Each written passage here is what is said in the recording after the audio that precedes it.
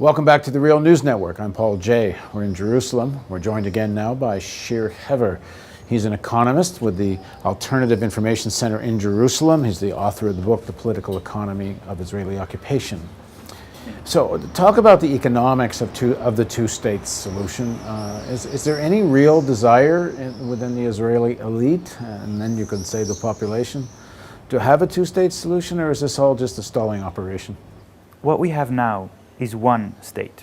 There is one government, a sovereign government, which controls the entire area of Israel, the West Bank, Golan Heights, and also the Gaza Strip, completely under the Israeli control in terms of economics. So when you have one economic unity already, those who speak about two-state solution have to, of course, clarify, first of all, what they mean in terms of how the economic situation will be in this two-state solution. Palestinians often, those who support the two-state solution among Palestinians, call for a viable Palestinian state. That means creating sources of local income and employment for the Palestinian state to try to catch up with 43 years of arrested development, of de-development by the Israeli occupation forces. So this is a project of epic scale. And even if you assume, and it is correct to assume, that Israel is responsible for making that investment, it's Israel's responsibility to compensate the Palestinians for 43 years of military occupation, then the question arises, is that even possible? Well, let's assume Israel, whether it should or shouldn't, won't do that. But there's certainly plenty of wealth in the Arab world, especially in the Emirates and the oil-rich countries. And there's plenty of money in the Arab world to help facilitate economic development in an independent Palestine, if there was to be such a thing. But why should they? Why should they pay for the crimes of another country? Because they claim to care about the Palestinians. Well, they claim to. In reality, the actual assistance, especially political assistance, that these countries give to the Palestinians is very limited. And it comes mostly in the form of charity.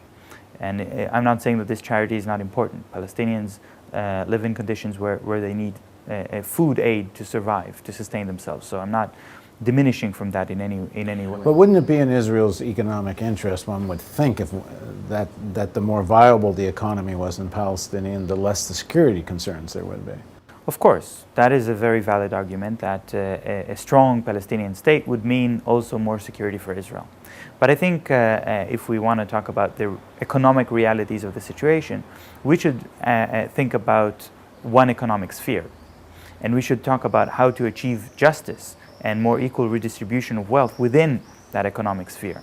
There is really no reason why Palestinians in the West Bank have to ship their goods to be exported to countries like Jordan, or all the way to the Gaza Strip, to a seaport that may be built there eventually, when they can ship it closer to seaports in Haifa or Ashdod and ship it from there.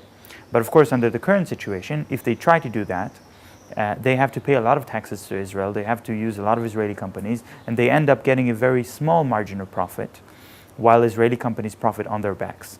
So what we actually are talking about is how to create a just economic system, not about how to create two separate economic systems.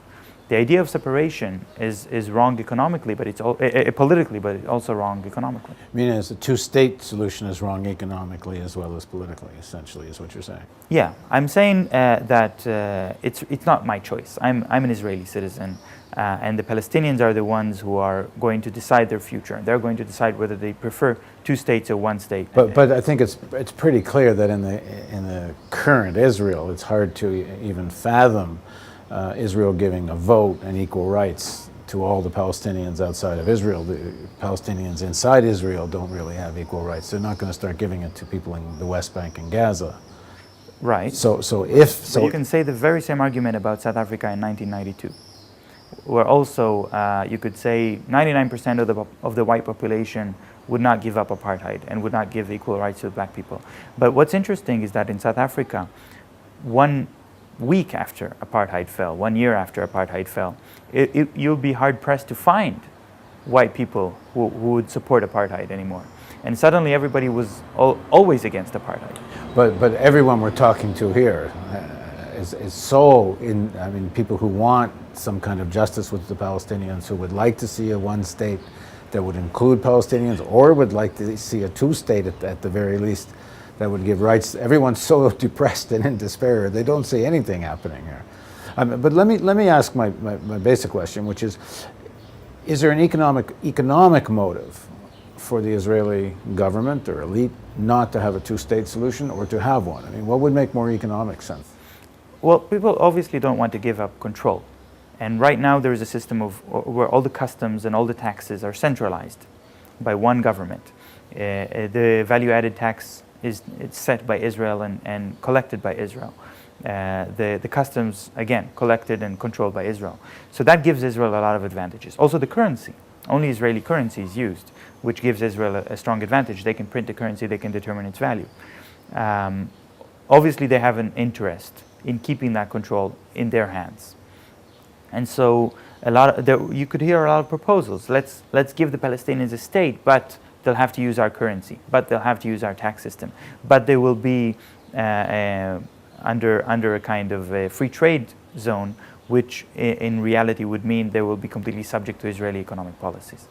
So there is an economic interest in the one-state solution. There is also an economic interest for the two-state solution, because that would mean that although Palestinians will remain completely controlled under the Israeli economic regime and will be completely dependent on the Israeli economy, they would not be Israeli citizens, and as such would not receive all the benefits, such as minimum wage law, such as pension plans, such as healthcare, which would make it a lot cheaper for Israeli companies to exploit them. So they will become consumers of Israeli products. They're already consumers of Israeli products. They would become the cheap labor for Palestinian companies. They're already the cheap labor of Israeli companies, but they will not get any share of the benefits. And most of the two-state models that are being talked about are this type of... Yes, this is the two-state solution that is offered. Of course, all of these proposals also talk about eventually Palestinians having their own sources of income, trade agreements directly with third countries that don't go through Israel. And of course that is important, and I do support that very much. But creating these things would take time. And as long as Israel has the upper hand in everything, it'll be very difficult to ensure that Palestinians really have the ability to negotiate on their own behalf. Okay, in the next segment of our interview, let's talk a little bit more about President Obama and his recent argument with Netanyahu, and a little bit more about the politics of occupation in Israel. Please join us for the next segment of our interview with Shir Hever.